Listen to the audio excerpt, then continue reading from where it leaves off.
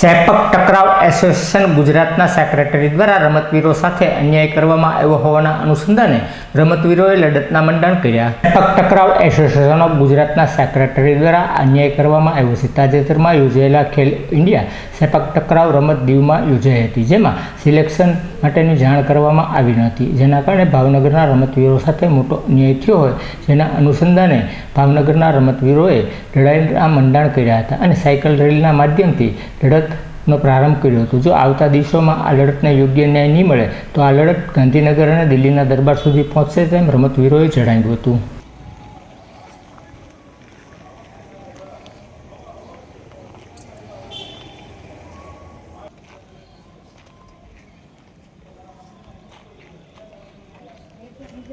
હું યશ હાલગોતર સેપક ટેકરા association Bhavnagar secretary. આ ખેલો India સેપક ટેકરા association Diu ખાતે જે રમાયેલ એમાં કોઈ પણ સિલેક્શન માટે કોઈ પણ પ્રકારની જાણ કરવામાં ગુજરાતના સેક્રેટરી તરફથી આવી નથી. કોઈ પણ ફોન દ્વારા કે ઈમેલ દ્વારા કોઈ પણ રીતે જાણ કરવામાં આવી નથી ને વોટ્સએપ કાંઈ એવું કોઈ પ્રૂફ નથી કે વોટ્સએપમાં મેસેજ મૂકી દેવી એટલે કે દરેક જિલ્લાના સેક્રેટરીને જાણ થઈ જાય. વોટ્સએપમાં તો એવું બને કે ક્યારેક ફોન કોઈનો બંધ હોય ને ક્યારેક ચાલુ હોય. એ પ્રકારે ભાવનગરના સેક્રેટરી તરીકે મને કોઈ પણ પ્રકારની જાણ કરવામાં ન આવી હોવાથી ભાવનગરના કોઈ પણ ખેલાડીને હું પણ જાણ કરી શક્યો નથી. અને દુઃખી વાતનું છે કે ઓલ ઇન્ડિયામાં જ્યારે પણ સૌથી પ્રથમ મેડલ આવેલ એ દરેક ભાવનગરના ખેલાડી લાવેલ, એટલે આ દુઃખ અત્યારે વ્યક્ત કરી શકું.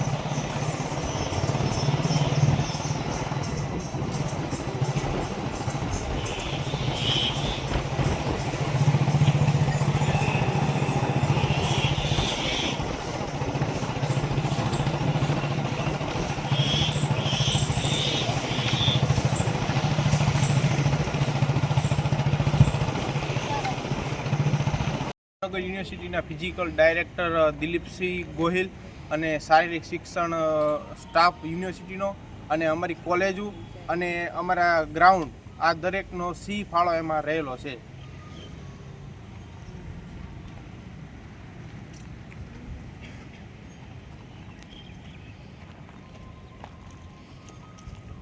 હું દિહોરા નીરવ ભરતભાઈ આ જ ગ્રાઉન્ડમાં રમેલો છું અને ભાવનગરના એક ખેલાડી તરીકે હું મારી દુઃખભરી લાગણીને વ્યક્ત કરવા માગું છું.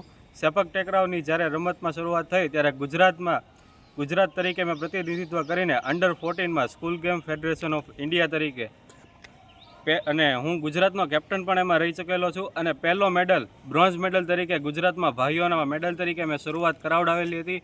સખત મહેનત અને પ્રયત્ન છતાં અમે આ સ્તર ઉપર પહોંચ્યા હતા અને સ્કૂલ ગેમ ફેડરેશન ઓફ ઇન્ડિયાની સાથે સાથે એસોસિએશનની પણ ઘણી નેશનલો મેં રમેલી છે. છતાં પણ જ્યારે આવી રીતના સિલેક્શન આવતા હોય, મોકાની તકો આવતી હોય, ત્યારે આવી રીતના અમને કાંઈ જાણ કરેલું નથી. એટલે અમારી લાગણીને અમે રજૂ કરતા વિડીયોના મારફતથી તમને જાણ કરવા માગીએ છીએ. હું જુનિયર એસોસિએશનમાં બ્રોન્ઝ મેડલિસ્ટ છું અને અમને જાણ કરવામાં આવી નથી કે ખેલો ઇન્ડિયામાં સિલેક્શન છે એમ. હું ઉર્વી ચેતનભાઈ વેગડ હું એસોસિએશન રમેલી છું અને મારે સિલ્વર મેડલ અને બ્રોન્ઝ મેડલ છે. હું મેડલિસ્ટ હોવા છતાં અમારા ગુજરાતના સેક્રેટરીએ મને આજે ખેલો ઇન્ડિયાની રમાણી એમાં મને સિલેક્શન માટે નથી બોલાવી. હું અવારનવાર જ્યારે નેશનલ એસોસિએશનમાં જાઉં છું ત્યારે મને બીજા જિલ્લાના સેક્રેટરીને બધા એવા કહેતા હોય છે કે તું બહુ સરસ રમે છે, પણ ત્યારે મને એવું કહેતા હોય છે કે તું બહુ સરસ રમે છે, પણ મને કોઈ દિવસ અમારા ગુજરાતના સેક્રેટરી એવું નથી કીધેલું કે આજે ખેલો ઇન્ડિયાનું સિલેક્શન છે, આજે આનું સિલેક્શન છે તો તું આવજે. મને હું મેડલિસ્ટ છું અને મારી એસોસિએશનમાં હું કેપ્ટન તરીકે પણ હું રહેલી છું, છતાં મને નથી કીધું. અને બાકી બધા જિલ્લાના સેક્રેટરીને તો વાત નથી કરી, પણ તેના પેરેન્ટ્સોને વાત કરી છે અને સીધા પેરેન્ટ્સો સાથે. અને અમે તો જૂના પ્લેયર છીએ, અમારા નંબર પણ છે, પણ છતાં એમણે એવું અમને કીધેલું નથી. હું સોલંકી દિયા વિપુલભાઈ, હું આ જ ગ્રાઉન્ડમાં રમી છું. મારે બ્રોન્ઝ અને સિલ્વર મેડલ પણ છે. જૂની પ્લેયર છું, એટલા રમું છું, પણ છતાં અમને જાણ કરવામાં આવતી. અમારા ભાવનગરના સેક્રેટરી બધા એક્ટિવ છે, છતાં પણ અમને જાણ કરવામાં આવી નથી અને બીજા જિલ્લાના પેરેન્ટ્સોને પણ જાણ કરવામાં આવે છે. હું પણ એક ભાવનગરનો સિનિયર ખેલાડી છું. સિનિયર નેશનલ રમેલો, યુનિવર્સિટી નેશનલ રમેલો, સ્કૂલ ગેમ નેશનલ રમેલો. એટલે આ ખેલાડી તરીકેની ભાવના પણ હું સમજી શકું છું. અને 12 પ્લેયર પણ જ્યારે સેપક ટેકરાવ ટીમમાં નહોતા ત્યારે ભાવનગર માત્ર એક એવું છે કે જે 12 ખેલાડીની ટીમ ઊભી કરીને પોતાના ખર્ચે અમારા કોચના ખર્ચે અમને ટીમ મોકલેલ છે. અને યુનિવર્સિટીમાં પણ ઓલ ગુજરાતમાં સૌપ્રથમ ભાવનગર યુનિવર્સિટી ઓલ ઇન્ડિયામાં 4થા નંબરે આવેલ છે, જે એક ગર્વની વાત છે ગુજરાત માટે અને ઇન્ડિયા માટે. ભાવનગર એક જ માત્ર એવી યુનિવર્સિટી છે જે ઓલ ઇન્ડિયામાં રમે છે અને જે ઓલ ઇન્ડિયામાં પણ 4થા નંબરે આવે છે.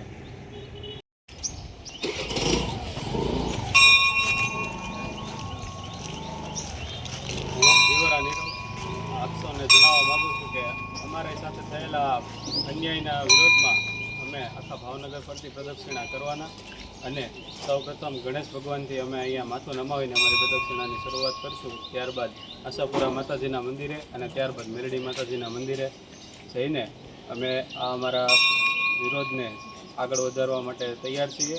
અને સાથે અમે ભાવનગરમાં જે અમારું ચિહ્ન તરીકે અમે સાયકલને લીધેલી છે, કેમ કે સાયકલ એ અમારા રમતવીરોનું શસ્ત્ર તરીકે કાર્ય કરે છે. અને સાયકલ જે તમે મિકેનિઝમ પ્રમાણે જુઓ તો સાયકલ હંમેશા આગળની બાજુમાં જ વધતી હોય છે. એમ અમે પણ આજે અમારી સાથે અન્યાય થયો છે એને બદલ લડતમાં આગળ ને આગળ વધતા રહીશું. અને જ્યાં સુધી ન્યાય નહીં મળે ત્યાં સુધી અમે પણ પાછી હટ કરવાના નથી. અને આ અમારે ભાવનગરનું અમારે જો સંખ્યાબળ બતાવવું નથી, કેમ કે જો રમત આજે સાયકલથી શરૂઆત કરેલી છે અને આ સાયકલ જે છે એ ફક્ત ભાવનગર પૂરતી સીમિત નહીં, પરંતુ જો જરૂર પડે તો ગુજરાત સુધી અને ગાંધીનગર સુધી પણ પહોંચશે. અને જો ત્યાં પણ અમને ન્યાય નહીં મળે તો આ સાયકલની શરૂઆત જે થઈ છે તે ઇન્ડિયા સુધી પણ પહોંચી શકે છે અને દિલ્હી સુધી પણ પહોંચી શકે છે.